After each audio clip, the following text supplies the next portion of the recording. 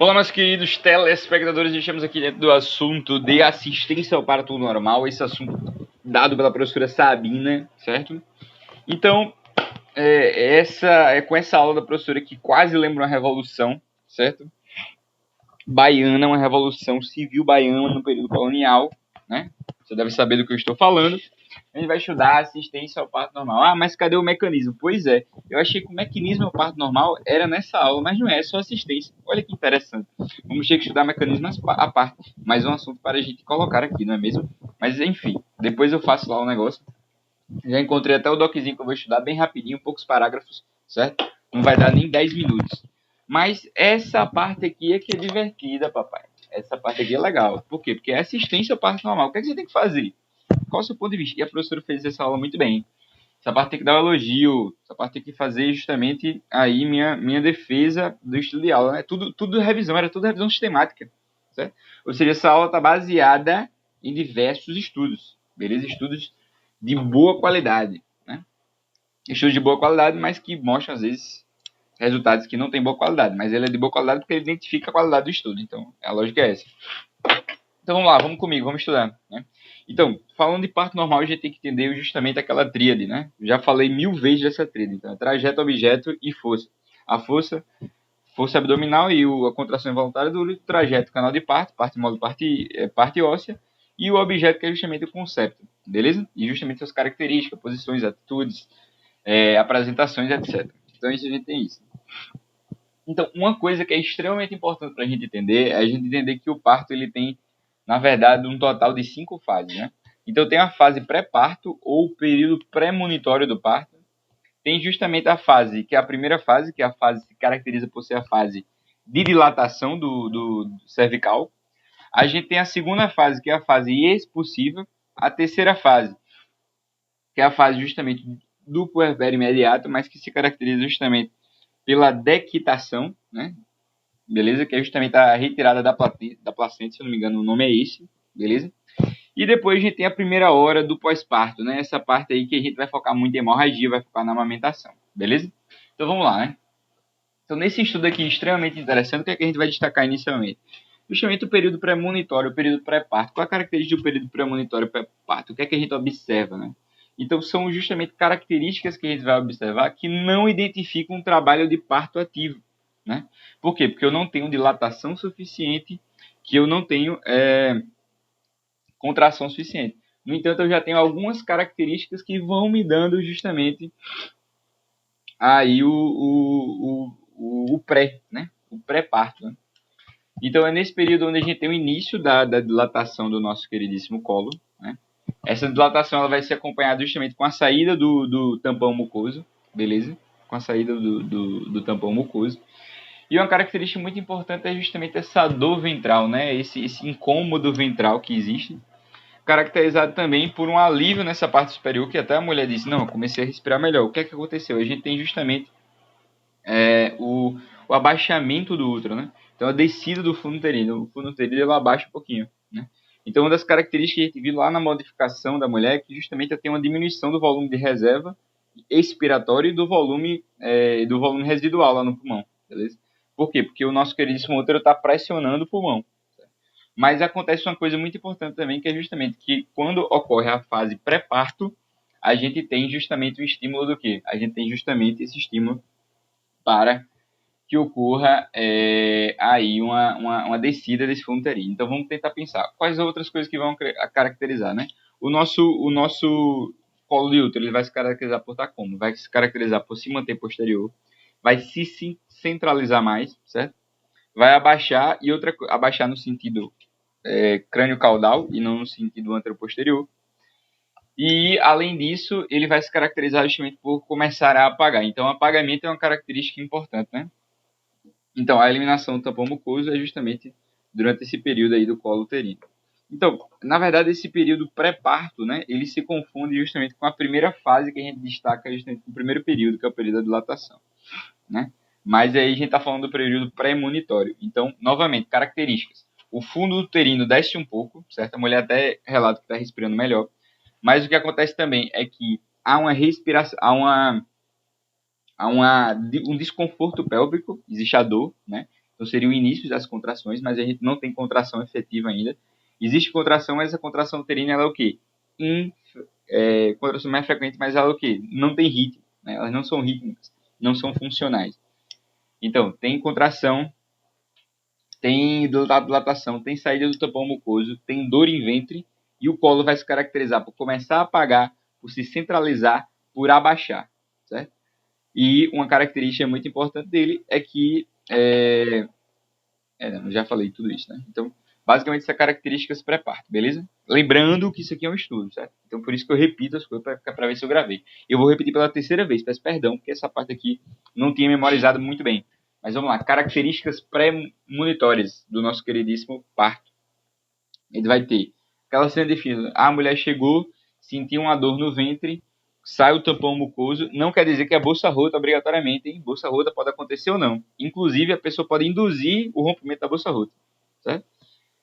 Aí, aquela dor pélvica, ai, minha dor, ai, meu bebê tá saindo, tampão mucoso, sentindo aquela dor, um alívio respiratório por conta justamente da queda do fundo uterino, abaixamento do fundo uterino, uma contração inicial sentindo, começa a sentir contração, começa a iniciar o processo de dilatação, e aí características do colo uterino. O colo centraliza, abaixa e vai se tornando cada vez mais superficial, vai se apagando, certo? Então, essa é uma característica importante. Show de bola, desconforto pélvico, descida, eliminação do tampão muco sanguíneo. Show de bola. Então a gente entendeu a primeira fase, né? A fase pré-monitória. A primeira fase propriamente dita que vai caracterizar o parto é justamente aquela fase que pode durar até 12 horas na mulher primípara e geralmente até 7 horas na mulher multípara, certo? Ela vai acontecer, tirar esse barulhinho aqui do WhatsApp que ela é muito chata. Ela vai acontecer então, é bem interessante, né, esse processo aí que está acontecendo. Então, uma coisa que é interessante a gente destacar é justamente em relação ao pagamento, né? Então, a duração vai de 70 horas, né? 12 horas na primípara e de 7 horas na multípara. Qual a diferença que a gente encontra aqui nesses casos, né, que a gente está apontando aqui, da multípara para a primípara? Então, raciocine comigo, né? Quem provavelmente vai ter um colo mais fácil de ser apagado? Né? Aquela que nunca pariu. Então, a primípara, geralmente, ela tem um colo mais apagado. Então, 70% das vezes a gente vê o apagamento do colo. Na multípara, é só 50% das vezes, certo? Mas é bem interessante a gente entender essa fase como sendo uma fase de dilatação. Uma dilatação que vai de 2 até 10 centímetros. Né?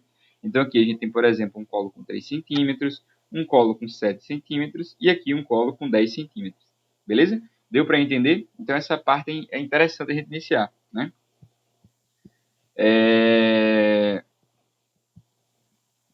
A informação que bate mais com a prática é que o parto da primípara costuma ser mais demorado. Então, é isso. Né? A primípara geralmente tem um parto mais demorado, né? Porque ela tem a dilatação mais fácil, né? Mais simples. Apesar justamente de dar a pagar menos. Né? Então, eu acho que esse é o ponto que quer destacar aqui.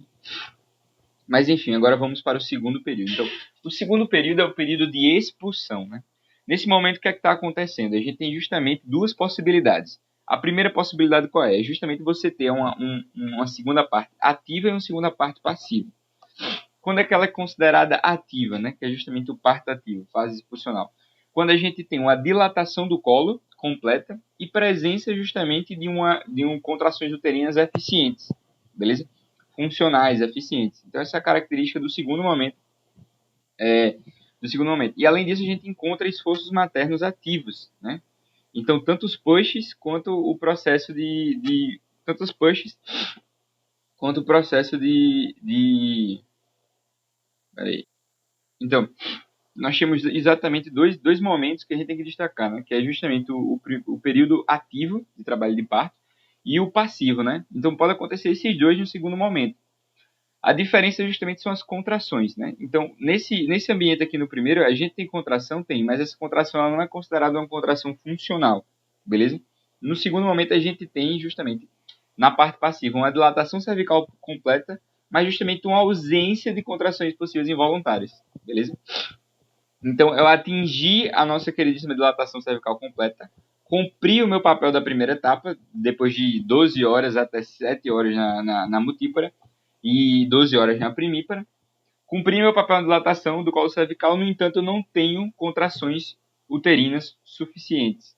No período ativo do trabalho de parto, no início do segundo período, a gente pode ter também aí contrações presentes, inclusive com os pulsos maternos. Então, se a primeira fase durou 12 horas, 7 horas, essa fase começou e dura no máximo 20 minutos na multípara e 50 minutos da primípara. Então, muito importante ver essa diferença, certo? Então, a primípara, geralmente, ela vai ter um parto que, no geral, vai demorar mais, né? E a multípara vai ter um parto que vai durar menos. Então, os horários que a gente fez, 12 horas, 7 horas, 50 minutos e 20 minutos. É isso que a gente viu agora no segundo período, que é o segundo período, o chamado período expulsivo.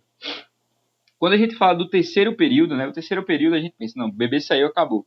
Não, é nesse momento em que a gente tem que fazer justamente o processo de livramento placentário, né? Secundamento, né? A segunda fase, a terceira fase é o secundamento.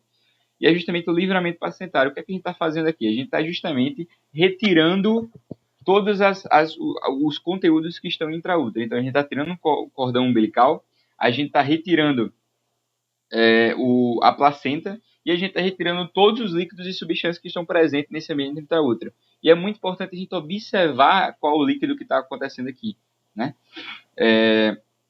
Então, a duração justamente vai ter uma duração muito parecida com o do parto, vai ser 20 minutos, né? Então, os anexos fetais são retirados. E no quarto período, a gente tem a primeira hora do pós-parto. É nesse período onde a gente vai justamente observar a presença de hemorragias, certo? Então, a gente vai observar como se está acontecendo algum sangramento uterino anormal pós-parto, beleza? E também se está acontecendo a amamentação. Então, esse cuidado pela pele, esse cuidado da amamentação nesse período é o que caracteriza o hospital como amigo da criança. Então, é justamente na primeira hora a gente tem que amamentar e tem que fazer o contato pela pele. Então, a gente viu isso inclusive na aula de anamnese obstétrica e é fundamental que a gente observe esses pontos, certo? Então, hemorragias e importância da amamentação, beleza? Então, só revisando aqui para ver se a gente lembrou de tudo, né? Vou colocar aqui para sempre a gente pensar. Então, o período pré-monitório do parto, quais são as características? Dor pélvica, tampão mucoso, colo uterino começa a dilatar, contrações involuntárias não rítmicas, colo uterino fica centralizado, cai, abaixa e tem contrações a gente tem contrações mais frequentes e a gente tem a descida do fundo uterino provocando justamente aquele alívio na respiração, certo? Outra coisa que acontece também é justamente no primeiro período. No primeiro período a gente tem uma duração de 12 horas a 7 horas a 12 horas na multípara e na primípara, e 50% de apagamento cervical e 70% do apagamento cervical na multípara e na primípara, respectivamente. Então quer dizer que está acontecendo o quê? O processo de dilatação desse colo uterino, né? A dilatação desse colo uterino pode levar bastante tempo, até 12 horas, como eu já falei, e a primípara ela geralmente demora mais tempo. Durante justamente o período da expulsão, a gente tem duas possibilidades. A primeira é justamente uma fase passiva, em que a gente tem a dilatação completa, mas sem contrações uterinas, e tem a fase ativa, em que a gente tem a dilatação completa, seguida justamente de contrações efetivas presentes na mulher, assim como os pulsos maternos. Vai durar de 20 a 50 minutos na multípara e na primípara, respectivamente. Quando a gente está falando do terceiro momento, é justamente os 20 minutos sequenciais do pós-parto. A gente está falando da retirada dos anexos fetais, placenta, cordão umbilical, além de outros líquidos e substâncias que estão justamente presentes nesse ambiente da mulher. Então, observar justamente essa saída, né? A gente vai ter um nome, inclusive, que eu vou dar no final, que eu me esqueci. E depois a gente tem um quarto momento, que é a primeira hora, que eu tenho que amamentar e observar as hemorragias. Beleza? Conseguimos entender inicialmente quais são as fases do parto, certo? E a lógica presente em cada um. Agora a gente vai fazer o quê? A gente vai justamente utilizar esses ambientes, né? E vai analisar de uma a uma e o que eu tenho que fazer nesse momento. Então, a assistência no primeiro período, ela justamente se dá aí no acompanhamento da mulher, né? Então, como a gente está justamente na iminência do trabalho de parto ativo, na fase ativa do trabalho de parto, né? Quando eu tenho contrações rítmicas e quando eu tenho o nosso queridíssimo colo uterino, então eu tenho que observar justamente tentar diagnosticar o início do trabalho de parto. Então, a característica mais importante é justamente contração. Então, na aula da professora, quando ela falou de distócias, né, do parto, então ela falou de 2 a 5 contrações, de 2 a 3 contrações, de 5 a 10 minutos. Aqui a professora falou o seguinte, no mínimo 2 contrações em 10 minutos, que é justamente a lógica do processo, né? Então, se eu tiver mais de 2 contrações em 10 minutos, que justamente seria o pior dos casos na aula da professora, né? Essa aqui ela só falou o mínimo. Então, se eu tiver disso para cima, então já é considerado aí uma contração presente, efetiva e funcional, certo? Lembrar que são contrações que devem ser rítmicas, elas não podem ser aleatórias. E além disso, tem que ter dilatação cervical, certo? Uma dilatação cervical de no mínimo 3 ou mais, né? Então, esse é considerado início do trabalho de parto. Considerando justamente que a primeira fase aí, ela vai até a dilatação máxima de 10 centímetros, então a gente tem justamente que essa fase ela dura bastante tempo, né? E ela tem contrações nesse período, beleza? E sim, um ponto importante dessa fase é justamente o apagamento cervical, que a gente destacou bem, né? Então tem um apagamento cervical, que nem sempre vai acontecer, então nas multíparas a gente nem sempre tem um apagamento cervical. E outra parada que é muito importante é justamente quando a gente fala a respeito da ruptura da membrana, da membrana amniótica. Então, a membrana amniótica ela pode romper espontaneamente ou não, né? E essa ruptura ela pode acontecer e ela não determina se o diagnóstico está acontecendo ou não, beleza? Lembrando que eu posso reconhecer isso através do toque vaginal, ou então justamente também da história clínica que foi apresentada, né? Então é muito importante a gente reconhecer essas alterações, beleza? E também reconhecer que a dinâmica uterina é justamente estudada por meio das contrações no período de 10 minutos. Então é necessário justamente observar essas contrações, perguntar ou então palpar o fundo uterino, né, que está um pouquinho mais baixo, lembrar que ele está um pouquinho mais baixo, durante esse período, né? E a gente faz muito isso na triagem obstétrica. Então, o diagnóstico é feito por contração e modificação cervical, beleza? Então, é justamente esses dois pontos que a gente tem. Tem que ter modificação cervical e presença de contração, certo? Então, uma coisa que é fundamental para a gente reconhecer aqui é justamente que a paciente ela só deve ser internada quando está justamente na fase ativa. Então, estudos feitos justamente ao longo com diversas pacientes e feitos justamente aí através de revisão sistemática, comprovou justamente o quê? Que a nossa queridíssima paciente ela se beneficia muito mais se ela for internada tardiamente do que previamente, certo? A internação prévia alonga o tempo de parto, o tempo de parto, ela aumenta a chance justamente de acontecer uma cesárea, né? Aumenta o estresse, né? Aumenta a necessidade de ocitecina, de peridural, beleza? Menor duração do segundo estágio. Não, isso aí. O segundo estágio aumenta mais sem efeitos. E sim, a taxa de cesárea. Não tem efeito sobre a taxa de cesárea e o prognóstico neonatal, né? Então, basicamente, o que é que a gente quer falar? Apesar de ter todas essas alterações aqui, a gente não precisa saber tudo decorado, mas é importante a gente entender que a mulher ela se beneficia muito mais de uma internação tardia do que uma internação precoce, né? Antes do início do ativo do trabalho de parto, beleza? E aí, principalmente quando a mulher tem uma fase latente muito prolongada, eu evito justamente que ela seja internada prematuramente, né? Essa internação prematura, ela obviamente vai colocar a mulher num ambiente de muito mais atenção do que seja necessário para ela, beleza? Então aí, pelo fato dela estar sendo internada num ambiente em que é já para parir, então eu vou ficar, geralmente o médico vai ter uma intervenção maior, então vai colocar citocina peridural mais cedo, né? Então essas alterações que estão aqui, eu não estou decorando não, só estou lendo, certo?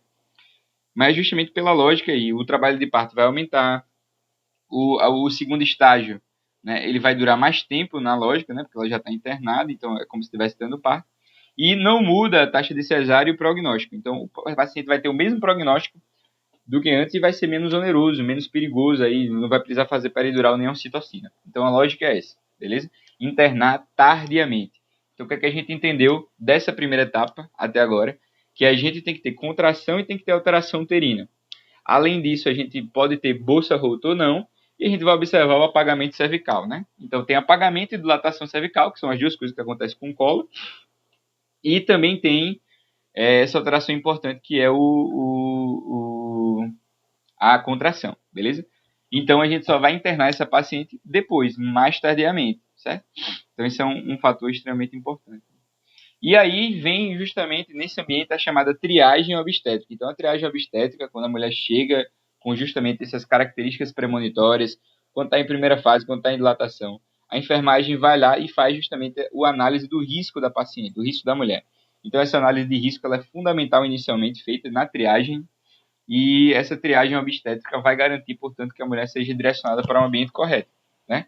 Se ela já vai diretamente para a sala de parto, a depender da situação, ou dependendo do perigo, das condições que estão feitas, das apresentações que estão feitas, se vai direto para uma sala de cirurgia, ou então se ela espera aí, se ela espera em outra localidade, que eu não sei exatamente qual é, peço perdão. Eu acho que essa informação deve ser dada na optativa de perinatologia, a gente não chegou nessa parte aí, mas vamos ver, né? Mas não é na sala de parto, acho que é na enfermaria, não sei. Enfim, ela vai aguardar, não está na sala de parto. E não sei se tem um nome especial para essa espera, mas enfim, ela vai esperar e aí eu posso ter justamente essa triagem nesse sentido. Então, adiciona aí o aspecto da triagem nesse ambiente. Então, coisas que são características da nossa queridíssima obstetrícia antiga que não são utilizadas mais. Então, tricotomia não beneficia. Então, você não reduz nenhum nível de infecção neonatal, nenhum nível de infecção da mãe por conta da presença do pelo. Não atrasa em nenhum momento justamente o parto. Então, o parto vai ser exatamente igual se tiver pelo ou não. Mesma coisa serve para a realização de enema. Então, se raciocinava muito que ao mulher defecar durante o parto, poderia aumentar o nível de infecção perinatal, mas isso não acontece, né? Então, o nível de infecção é exatamente o mesmo, com enema ou não, e é normal que a mulher defeque durante o parto, justamente por conta dessa força, né? Então, o correto aí é tranquilizar a mulher nesse sentido. Em relação à alimentação, isso é fundamental, a alimentação, né? Então, a mulher ela deve ser alimentada durante justamente o ambiente da fase latente, da fase ativa. Porque durante essas 3 fases há justamente um gasto energético. Quando a mulher fica em pé, tem muita força, tem muita dor. Então, há gasto energético.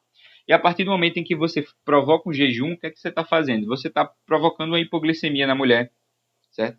Você está provocando uma cetose. Né? Inclusive, pode aumentar o pH da mulher. A gente vai ver já como é que aumenta esse pH. Pode gerar hipoglicemia, pode gerar cetose. Então as alterações são importantes. E além disso, você pode querer aumentar a quantidade de soro glicosado. Porque geralmente se tem essa ideia. Por conta da chamada síndrome de Mendelssohn. Né? Mendelssohn. Então tem o Mendel. Não tem o Mendel, que é aquele lá da genética, pronto. Aí tem o Mendel o Mendel, aí o quê? De um pai criativo, né? O pai foi colocar o nome e deu um nome criativo para o nosso querido Mendel. Foi Mendelssohn. Então, a síndrome de Mendelssohn é justamente o quê? Uma pneumonite que surge por conta da respiração, da aspiração desse suco gástrico diante justamente de uma mulher que tem um trabalho de parto cirúrgico. Certo? Então, observe a situação, né? Então, por esse medo, muitas vezes a mulher não vai receber alimentação. Uma alimentação leve, um líquido, né? Então, isso é um problema grave. Por quê? Porque a mulher, não é grave, né? Porque a mulher ela pode acabar se desidratando com hipoglicemia. E isso pode prejudicar o bem-estar fetal, né? Ele pode nascer, inclusive, hipoglicêmico. Para compensar isso, o que é que muitos fazem? Dão soro glicosado. E qual é o problema do soro glicosado? Exatamente o contrário. Ao invés da hipoglicemia, né? Você vai gerar uma hiperglicemia pré-parto e uma hiperinsulinemia. Qual é o resultado do pós-parto? É justamente o bebê com muita insulina e pouca glicose. O resultado vai ser justamente uma hipoglicemia do neonato. Né? Essa hipoglicemia do neonato, como a gente sabe muito bem, ela é muito perigosa e muito mais perigosa do que justamente do que o risco raro dessa mulher complicar e necessitar justamente de uma anestesia geral. Muitas vezes essa mulher ela só recebe raquianestesia ou peridural, certo? Então essa é a lógica aí que a gente tem que analisar. Então, pontos a respeito do não líquido, do não uso de líquido e não uso de substância. Então, desidratação e cetose, hipoglicemia faz muito sentido, comprometimento do bem-estar fetal, obviamente, né? O binômio vai estar prejudicado. E também, obviamente, o uso de soro glicosado. Excesso de soro glicosado, o que é que vai acontecer? A gente tem aumento da glicemia, redução do pH na artéria umbilical. Então, o pH fica reduzido, beleza? Pelo excesso de glicemia. Vou gerar um hiperinsulinismo com hipoglicemia neonatal e aumento do lactato, certo? Hipoglicemia neonatal. Deu para entender? O bebê está fazendo glicogênese, né? Isso está gerando aumento do lactato. Então, ainda pode gerar uma hiponatremia materna em neonatal. Por quê? Porque eu estou aumentando a volemia e meu paciente pode nascer com pouco sódio, com hiponatremia. Então, isso é muito baixo, é um risco teórico de aspiração do conteúdo graxo, que é a síndrome de Bendelson, em comparação justamente com a chance de evoluir para uma cesárea, e uma cesárea o quê? Com risco anestésico. Então, a gente tem que observar, a recomendação da OMS é justamente essa. É você fazer uma análise do risco anestésico dessa mulher, se ela tem realmente muita chance de complicar e necessitar de uma cesárea e de um parto que não seja com raquianestesia ou peridural. Certo? Então, essa é a única situação. Não sendo isso, o que é recomendado? A gente vai justamente dar líquidos e alimentos leves para essa nossa queridíssima, para essa mulher, no sentido de repor sua energia. Então tem que também lembrar da quantidade de energia que essa mulher vai gastar. Né? Tem que pensar nesse sentido. Beleza? Então essa é a recomendação da OMS. Não recomenda enema, tricotomia e infusão rotineira de soro glicosado. Só se a mulher, por exemplo, tem um risco muito alto de cirurgia, certo? E também não tem o quê? Não tem risco de muito gasto energético. Então a lógica é essa, beleza? E aí eu evito justamente os efeitos da hiponatremia, da hipoglicemia, da hiperinsulinemia, da acidose. Tudo isso está relacionado justamente com esse processo. Certo? Em relação também à deambulação, muito importante nessa primeira fase é a paciente deambular. Né? Então, a mulher, na verdade, durante esse período, ela tem que escolher sua posição de posicionamento. Então, andar, utilizar justamente aquela bola lá que fica no ambiente, né? Só não se posicionar em posição que sejam supinas, né? As posições supinas elas vão provocar uma compressão aí da nossa queridíssima veia cave da aorta. Isso vai diminuir, portanto, o fluxo arterial lá para nossa queridíssima útero da placenta. Isso vai diminuir a atividade placenta, vai diminuir o fluxo placentário e vai diminuir aí a atividade uterina. Então, a deambulação ela é importante que ela se mantenha, exceto nessas condições, deve ser orientada. E, obviamente, a presença do acompanhante. Então, acompanhante e a doula é obrigatório e é lei. E é lei. Certo? Então, toda mulher tem direito a uma doula e um acompanhante, certo? E o acompanhante ele vai justamente gerar mais satisfação, vai diminuir a chance o tempo de trabalho de parto, vai diminuir a necessidade de analgesia, certo? E a necessidade de parto operatório, ou seja, reduz cesárea, o tempo e a anestesia. Precisa de acompanhante, certo? Precisa de acompanhante. É fundamental o acompanhante atualmente. Beleza?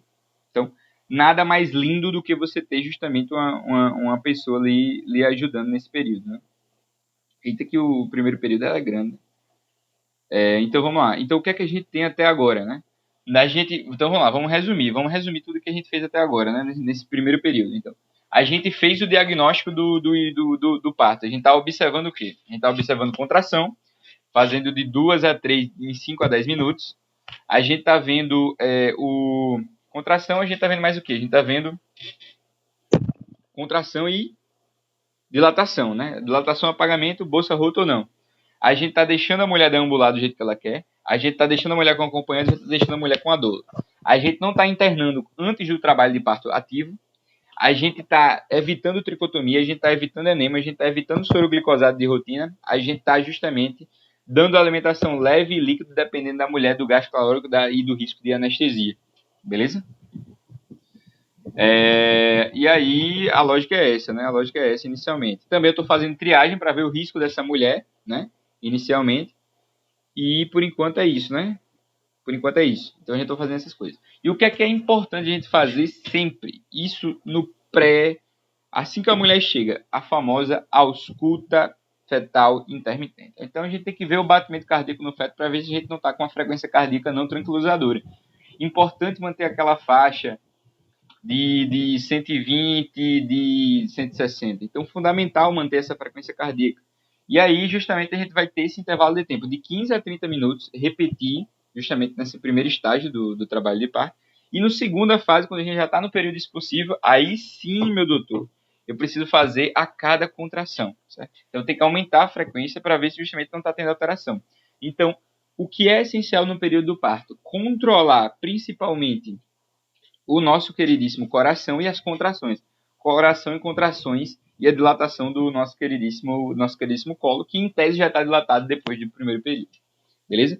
E aí tem aquele contraste da cardiotocografia e da ausculta intermitente. Né? Então, a gente pode utilizar nessas ausculta intermitente tanto o estetoscópio de Pinar, que ninguém usa mais porque ela é antiga, aquele de madeira que a gente coloca, e o sonar. O sonar ele permite várias análises, é mais fácil, certo, de observar, beleza? E aí e o paciente também vai escutar, né? A paciente também vai escutar. Isso é muito importante, muito interessante para a gente fazer para nosso querido paciente. Tá? E aí o que é melhor, cardiotocografia ou ausculta intermitente? Então foi analisado que a cardiotocografia, apesar dela diminuir a quantidade de convulsão, ela aumentou a quantidade de partos cirúrgicos. Então a gente tem que colocar justamente em situações específicas, né? Então vamos imaginar que a mulher ela tem um líquido amniótico meconizado, a frequência cardíaca está normal na escuta e a gente usou ocitocina ou então se a parturiente pediu, né? Parturiente. Então, só para relembrar quais são os casos em que a gente tem então aqui, ó. Diminuiu a quantidade de convulsão, mas aumentou a quantidade de cesarianas, certo? Então, o que é que eu tenho que fazer? Eu tenho que justamente ver o paciente que está um pouco mais grave, né? Então, se a FCF, frequência cardíaca fetal, lá da minha ausculta deu aumentada, então eu faço justamente a cardiotocografia.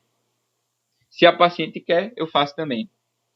Se minha paciente ela apresentar aí o uso de ocitocina, eu também faço. Né? Ocitocina é muito importante aí também. E outra coisa que eu tenho que fazer justamente é se o que? Ocitocina, FC não tranquilizadora na nossa queridíssima ausculta, gosto da parturiente, né? Vontade da parturiente. E o outro, meu Deus do céu, deixa eu relembrar, o líquido amniótico meconizado. Então, se a gente tem mecônio, com certeza, aí fica coisa linda, né? E fica tudo legal. Então, outra coisa que a gente tem que fazer durante justamente esse período é iniciar o partograma, né? Então, a gente tem a aula do partograma que eu ainda não estudei ainda, estou prometendo. Então, o partograma, nos estudos, ele não tem revelado justamente muita certeza da sua eficácia, né? Então, não sabe se melhora o ápiga, não sabe se altera no número de cesáreas, a evidência ela é baixa, né? Não muda a duração do tempo e no uso de citocina, né? Então, pode fazer pouco ou nenhuma. Então, mas mesmo assim, ele continua sendo recomendado. Então, o que é que eu vou lembrar daqui? Ele não muda o tempo, não muda o ápega, não muda muito a mortalidade, né? Não vai alterar muito. E também não vai mudar o uso de ocitocina. Então, basicamente, nos estudos, o partograma não fez muita diferença. Mas ele é feito. Então, fazer o ápega. Beleza? Essa é a lógica, né? E aí, nesse sentido, a gente consegue conter muito dos problemas, né? Que está acontecendo. Pelo menos ter uma noção boa do funcionamento, de como funcionou o vaso. No mínimo, a gente tem uma história boa de como foi o parto, né? Então, basicamente, a gente não sabe. Só tentando repetir para ver se vale a pena lembrar alguma coisa. Não diminui o ápega, não há certeza na diminuição do ápega, não há certeza no baixo índice de ápega, não afeta o número não afeta a cesárea, não afeta o tempo, não sabe se afeta o tempo ou se afeta pouco. O tempo e também o que, meu Deus do céu? O uso de ocitocina, né? Então, basicamente é isso. Show de bola. Então, o que é que a gente tem que pensar a respeito da dor também, né? Então, o controle da dor é fundamental aqui Então, o que é que a gente tem que pensar a respeito da dor, né? Então, a dor tá doendo, né? Então, basicamente, vamos só relembrar o que a gente fez até agora. Vamos lá. Então, fazer esse retrospecto é legal, porque a gente vê se lembrou de tudo. Eu não vou repetir aqueles detalhes todos não, mas eu fiz o diagnóstico da dor, fiz a triagem de risco, não coloquei não coloquei ele direto, fiz justamente uma entrada tardia só quando iniciou o parto. Não coloquei enema, não fiz tricotomia, não fiz ureia do soro glicosado de rotina, exceto naquelas condições, e não fiz e não deixei de alimentar com coisas leves e líquidos leves para não desidratar. Aí depois que eu fiz isso, Aí eu fui lá e analisei a respeito do que, meu Deus do céu. Vamos lá, vamos tentar lembrar. Eu fiz o partograma, apesar de não mudar muita coisa, apesar de não mudar a ápiga, apesar de não mudar a ocitocina, apesar de não saber se muda a ápiga, apesar de não saber se muda o tempo, apesar de não saber se muda a quantidade de cesarianas. Coloquei minha paciente junto com um acompanhante, tentei controlar aí a deambulação para que ela não ficasse em posição supina, mas as outras eu vou deixar do jeito que ela quer, do jeito que ela alivia a dor. Deixa eu ver o que mais que está faltando. Uma coisa importante. Vou voltar para ver. Sim, obviamente a coisa mais importante que eu estava esquecendo, a monitorização fetal. Fiz monitorização fetal de 15 a 30 minutos antes e durante o parto fiz toda vez que estava contraindo, observando contração e observando sempre a frequência cardíaca. A partir do momento em que eu identifiquei que a paciente está com líquido mecanizado, que ela teve alguma frequência diferente, que ela quer, ou que ela desejo da parturiente, ou que ela ou está em uso de ocitocina, tive que filar. Então, basicamente é isso. Se você estiver em uso de ocitocina, eu vou lá e faço a cardiotocografia. Depois eu faço o partograma. E aí, para finalizar, eu tenho controlador. Como é que é o controlador dessa paciente? Esse controlador, ele vai ser, não costos, Vitor, ele vai ser justamente através de quê? Através justamente de medidas farmacológicas e não farmacológicas. Principalmente hoje em dia, as medidas não farmacológicas. Vamos citar, por exemplo, a acupuntura, as massagens na lombar. Então, a mulher reclama muito de dor na lombar, certo? Reclama muito da dor na lombar. Posso fazer acupuntura, posso fazer massoterapia, posso fazer musicoterapia, posso dar aconselhamento, posso pedir justamente aí atenção do companheiro. Tudo isso vai aliviar a dor. Lembra que ele diminui a analgesia, né? O nosso querido companheiro diminui a quantidade o tempo de parto, diminui tudo.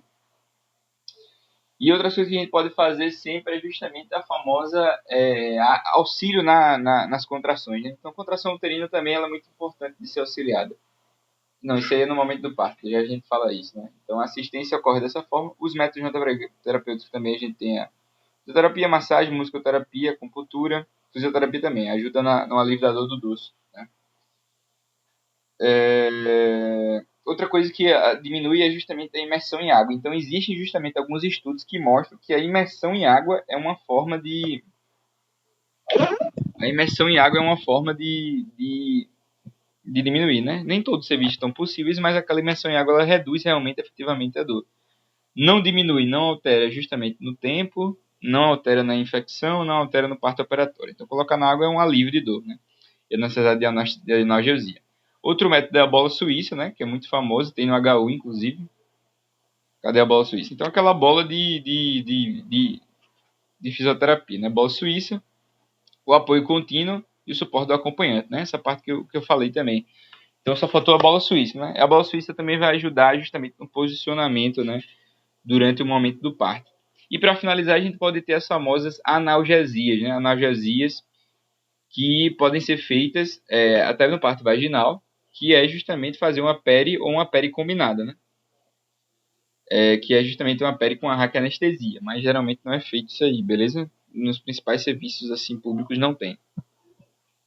E também a gente pode utilizar o famoso fórceps com o vácuo exterior, né? Então o fórceps aqui bem bonitinho, beleza? Pode ser utilizado justamente no parto vaginal auxiliado, né? Aquele parto vaginal induzido, beleza? Parto induzido. Você vê justamente um parto operatório, parto vaginal operatório, beleza? Basicamente é isso. Então, resumo do primeiro período: evitar a internação prematura na fase ativa, enema, tricotomia, soro glicosado, fazer deambulação, procurar posições verticais. A gente falou da posição vertical? Não, a gente não falou da posição vertical ainda. Vai falar aqui, né? O parto vertical vai ser isso. Show de bola. Mas uma coisa que você pode fazer é estimular o parto vertical, porque a gravidade vai auxiliar. Então, na deambulação, posições verticais, não as supinas. Analgesia de assim oferecer bem como suporte contínuo no parto. Nutrição com líquidos claros e elementos leves. Pronto. Esses são os diversos pontos que a gente tem que destacar no primeiro período. Agora vamos para o segundo período da assistência ao parto. Né? Quem está com dor lombar sou eu aqui agora. Mas vamos lá. Então, esse segundo período ele vai ser o quê, né? Então a gente tem que sempre estar diante, como a gente está diante de um processo em que a gente está diante de um processo em que a gente não sabe se vai ser uma via vaginal ou uma via se a gente não sabe se vai ser uma via vaginal ou uma via, como é que é, meu Deus?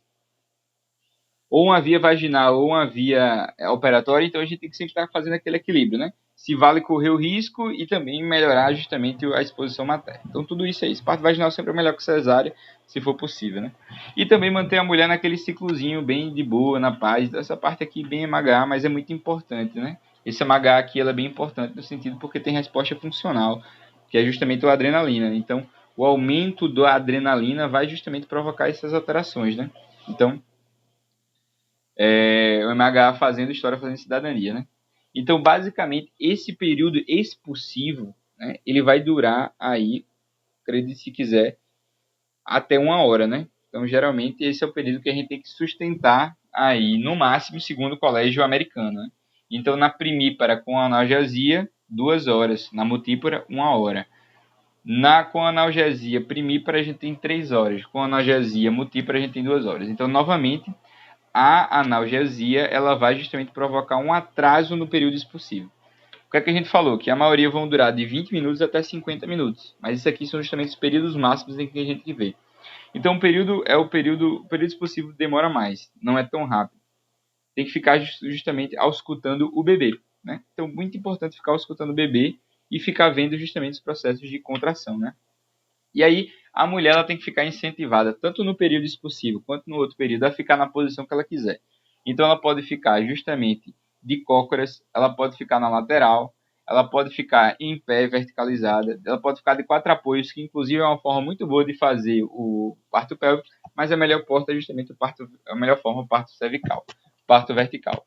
Esse parto vertical ele vai se caracterizar pelo quê? Justamente por uma maior facilidade, uma considerável facilidade no que tange justamente ao processo de saída desse bebê. Então, como a gente tem a gravidade a nosso favor, isso aí facilita bastante. Melhora o fluxo sanguíneo, né? Já que o fluxo sanguíneo vem de cima para baixo e justamente não tem justamente compressão da veia cava, né? Menor necessidade de episiotomia, olha que interessante também, e a redução da dor no período possível, certo? E aí a mulher, nesse sentido, ela tem mais controle da situação. O marido também, ou esposa, vai estar justamente o quê? Mais presente nessas situações. Então, observe justamente essa lógica. Então, esse é o primeiro ponto de recomendação que a gente tem. Então, o que, é que a gente falou até agora em relação à segunda parte? A gente viu que a gente tem que controlar, né, o risco juntamente com o benefício, aí tentar fazer o mínimo de cesárea possível, mas sem correr risco. A gente tem que pensar a respeito da dor para evitar medo, essa tensão que está acontecendo para diminuir a quantidade de adrenalina, apesar justamente dos vasos uterinos, como a gente viu, por conta desse hormônio, por conta de hormônios locais, a gente vai ter o quê? Por conta de hormônios placentários, a gente vai ter um processo o quê? De liberação contra a vasoconstricção, né? Aquelas artérias lá, elas não vão responder, as artérias da placenta, elas não respondem à adrenalina. Mesmo assim, pode haver uma vasoconstricção na mãe, né? Então isso é um processo importante, a gente viu o tempo. E agora vem o primeiro ponto importante, que é o quê? O posicionamento da mulher. A mulher ela tem que ficar na posição que quiser, evitar a posição supina. Então, evitando a posição supina, a gente consegue fazer o resto bem tranquilo. Dá para ficar de lado? Dá para ficar de cócoras? Dá para ficar de 4? Dá para ficar em 4 apoios. De 4 é muito, muito feio. Melhor em 4 apoios, que é inclusive uma excelente forma de fazer parto pélvico. Lembra do parto pélvico? Pronto. É uma excelente forma de fazer parto pélvico. Outra coisa que a gente tem que fazer é fazer o que a gente chama de parto vertical. O parto vertical é muito bom porque ele melhora tudo. Ele melhora a frequência, ele diminui justamente a alteração de frequência cardíaca, melhora o fluxo, acelera o tempo, justamente porque ele vai estar a favor da gravidade, vai fazer com que a mulher se sinta mais com controle, vai fazer com que o acompanhante, ou a acompanhante, o acompanhante no sentido geral, de genérico do masculino, ele, ele justamente aí possa ajudar e, além disso, diminui a dor no período possível, além de evitar a episiotomia. Ou seja, tem tudo de bom, né? Tudo de bom. Mais rápido, menos invasivo, menos dor, menos alterações de frequência, mais participação do acompanhante. Então, basicamente é isso, certo? Em relação aos pushes, né? Então, a gente ia falando sobre os pushes, né? Agora, é nessa segunda parte que a gente fala do push que está no período possível. Durante esse período, os pushes eles são extremamente importantes. Eles são pushes voluntários, no entanto, ele acontece por conta principalmente da dor e da contração. A mulher ela tem que fazer isso de maneira espontânea, né? Então a gente não pode, a gente tem que evitar fazer aqueles puxos dirigidos, né? Em que a gente fala, vá, faça força, não. Tem que deixar fazer a mulher força na medida com que seja. Se não estiver sendo eficiente, então a gente começa a fazer o quê? A gente começa a estimular, a gente começa a gerar um ambiente mais de apoio, né? A gente tenta mudar de posição, tenta esvaziar a bexiga, muito importante o esvaziamento da bexiga, então a gente pode colocar uma sonda vesical de Mori para esvaziar essa bexiga, então esse é um processo importante. E também a gente pode fazer a manobra de Christeler. Essa manobra de Christeler é muito importante atualmente, porque a gente coloca justamente uma pressão no fundo da barriga e empurra esse bebê com toda a força do mundo para que ele possa sair. Não, meu querido, certo? Não faz manobra de Christeler. Essa aula é muito mais para dizer o que não é para fazer do que para dizer o que é para fazer. Beleza? Então, novamente, o que é que eu posso fazer para melhorar os puxos maternos? Posso justamente aí deixar os puxos espontâneos, fazer essa prensa, mas para auxiliar eu posso estimular, posso mudar a posição, posso também aí esvaziar a bexiga. Mudar a posição, estimular e esvaziamento da bexiga. Esvaziamento da bexiga, estimular é óbvio, né? Mas esvaziamento da bexiga e também mudar de posição. Esvaziar a bexiga e mudar de posição. Esvaziar a bexiga e mudar de posição. Esvaziar a bexiga e mudar de posição. Beleza? Para facilitar os puxos. Esvaziar a bexiga e mudar de posição, além do estímulo. Certo? Então a gente tem justamente essas paradas, não fazer manobra de Christeler porque ela não é recomendada. Beleza? O próximo ponto devia ser justamente a episiotomia. Episiotomia rotineira se faz? Não. É uma lesão, é uma iatrogenia? Depende. Em algumas situações seletivas, a gente vai fazer episiotomia. Então, em situações em que o parto está complicado e justamente um processo como esse facilitaria o parto, a gente faz, mas não se faz mais de rotina. Então, feita de maneira seletiva, ela vai diminuir justamente as lesões, ela vai diminuir as lesões posteriores, mas vai aumentar a quantidade de lesões de traumas anteriores. Então, a única coisa que pode acontecer é trauma anterior, mas vai evitar justamente a necessidade de pontos no pós-operatório, vai evitar justamente a quantidade de complicações de sutura, a quantidade de infecção no pós-uterina e também, além, aquela incontinência urinária de esforço no pós-operatório, né? Então, dor tardia, essa incontinência, o trauma perineal grave, então, todas a episiotomia ela é basicamente uma lesão que você está fazendo na mulher, se feita justamente sem um planejamento correto, né?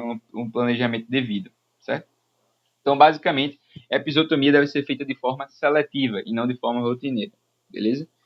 Então, basicamente, a única chance de obter um períneo íntegro é justamente quando não se faz a episiotomia de rotina, certo?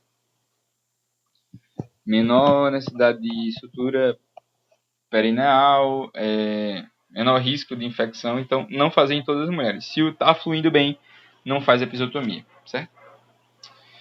E aí as práticas para reduzir o trauma perineal. Então, basicamente, a gente tem algumas manobras que podem ser feitas. Então, para reduzir o trauma perineal, primeiro, não fazer episiotomia de rotina, né, que é um trauma garantido. Porque é engraçado, né? A galera faz episiotomia para evitar o trauma anterior, mas provoca um trauma. O trauma posterior também aumenta a chance de infecção, aumenta a chance justamente de incontinência urinária de esforço, né? Aumenta a chance de complicações no pós-parto, aumenta a chance de complicações de sutura, certo? Aumenta a chance de necessidade de realização de sutura nesse ambiente, obviamente, né? Porque vai precisar. E aí a gente tem vários elementos que a gente tem que destacar a respeito da proteção do período. Então a gente aprendeu uma manobra, inclusive no parto pélvico, que é a manobra de Higgins. A manobra de Higgins, ela é basicamente uma proteção do períneo feminino, né? Enquanto justamente a outra mão apoia o occipito do bebê, né? Então essa é uma manobra que justamente pode até ser escolhida pela paciente, né? Depende do médico. Hands-on e hands-off. O hands-on é justamente quando você interfere no parto, você se posiciona no parto para que ele ocorra, tentando auxiliar os movimentos disponíveis. Outra possibilidade é fazer o hands-off, deixar que ele ocorra naturalmente e as mãos justamente em prontidão para interferir. né? A massagem perineal também pode acontecer com o objetivo de evitar essa lesão e também uma compressa quente nessa região também pode fazer esse processo, compressa morna, perdão.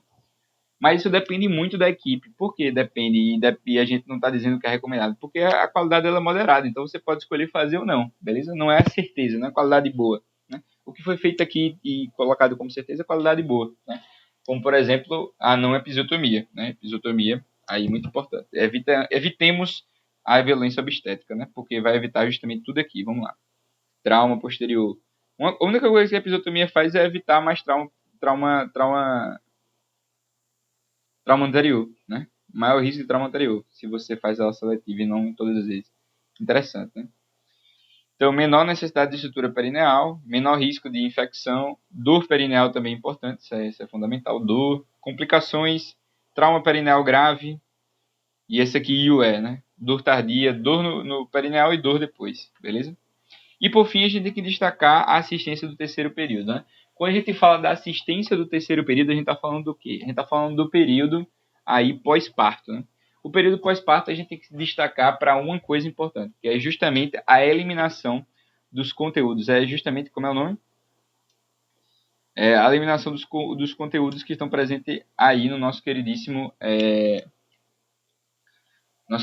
pós-parto, que é justamente o que? O cordão umbilical e a placenta. Né? O que é que a gente faz para melhorar a liberação desse conteúdo? A gente coloca 2 ampolas de ocitocina, liberando aí 10 U, né? 2 unidades. E também aí durante a primeira hora, durante o primeiro minuto, perdão, a gente tem que fazer o campleamento e a secção do nosso queridíssimo cordão umbilical. Beleza? Atração controlada de cordão após os sinais de separação placentária. E aí faz justamente a tração controlada de cordão, puxar o cordão justamente depois que a gente tem sinal que a placenta está descolando, certo? Então, basicamente, tem que esperar esse período. Dura o quê? 20 minutos até 40 minutos, dependendo da situação. Beleza? Então, lembrar que lá na assistência de dilatação não é recomendado usar de rotina, né? A nossa queridíssima o quê? A nossa queridíssima ocitocina. Aqui é rotina, né? Uso rotineiro de ocitocina. Então, toda mulher recebe ocitocina depois, para liberar justamente o quê? Essas duas ampolas, para liberar a nossa queridíssima placenta. E além de liberar a placenta, tem que fazer justamente o campleamento do cordão, né? E a secção dele, justamente no primeiro minuto, certo? E aí, quando for possível, faça a tração do cordão para retirar a placenta, né? Não instantaneamente. Então, basicamente, observar a loqueação. O que são os lóquios? É todo o conteúdo que está saindo do nosso queridíssimo útero, né? E das contrações uterinas para ver se já estão justamente controladas. Examinar a placenta e membrana para ver se está completo, se saiu tudo. Saiu tudo. E membrana amniótica, né? Para ver se saiu tudo. E aí, justamente, se a gente tiver necessidade de sutura perineal, fazer justamente de forma contínua, com fio absorvível, fazer contato pela pele e incentivar o aleitamento materno na primeira hora de vida. Isso aqui é muito característica do quê? Do quarto momento, né? Quarto período. Então, só relembrando todos esses elementos, vamos lá para o terceiro período, o que é que a gente vai fazer? Vai fazer a ocitocina, vai clampear o negócio no primeiro minuto. Clampear e seccionar ele no primeiro minuto. E só puxar quando der sinal. Ver como é que está a loqueação e justamente as contrações uterinas. Loqueação, justamente a saída desse processo. Analisar a placenta, analisar a membrana para ver se saiu tudo. Beleza? Fazer contato pela pele, fazer a amamentação. E outro processo importante que eu estou esquecendo é justamente fazer a sutura, se for necessário, lá com fios absorvíveis e de forma contínua, beleza? Justamente com o traço contínuo. Esse é o quarto momento, certo? Então, basicamente, isso aí é muito fundamental, né? Lembrar das práticas que a gente vai fazer para reduzir o trauma perineal, hands-on, hands-off, compressa quente, manobra de Hittigen, ou então a massagem perineal, certo? Massagem perineal é importante. E aí, só relembrar da assistência do terceiro momento do parto, que a gente vai fazer. Tem que decorar isso aí, porque eu não aprendi direito ainda. Vamos lá. A gente vai fazer, para finalizar aqui de maneira linda, né? Já vou iniciando minha partida de League of Legends para poder dar aquela relaxada. Então, o que é que eu vou fazer? Vou fazer, passo 1, 2 ampolas, 10 unidades de ocitocina. Passo 2, clampeio o meu cordão. Passo 3, observo a saída da nossa queridíssima placenta. Os lóquios também, retiro tudo. E quando eu retirar, o que é que eu vou fazer? Ver a membrana e a placenta para ver se não tem mais nenhum problema. Certo? Observar as contrações uterinas também. Se tiver necessidade de sutura, fazer a sutura de forma contínua. Amamentação e contato pela pele. Show de bola, finalizamos aqui, coisa linda. Espero que tenha gostado, espero que tenha se divertido. Vamos finalizar esse nosso queridíssimo MHC, essa obstetrícia. E lembrar tudo na hora da prova. Um abraço!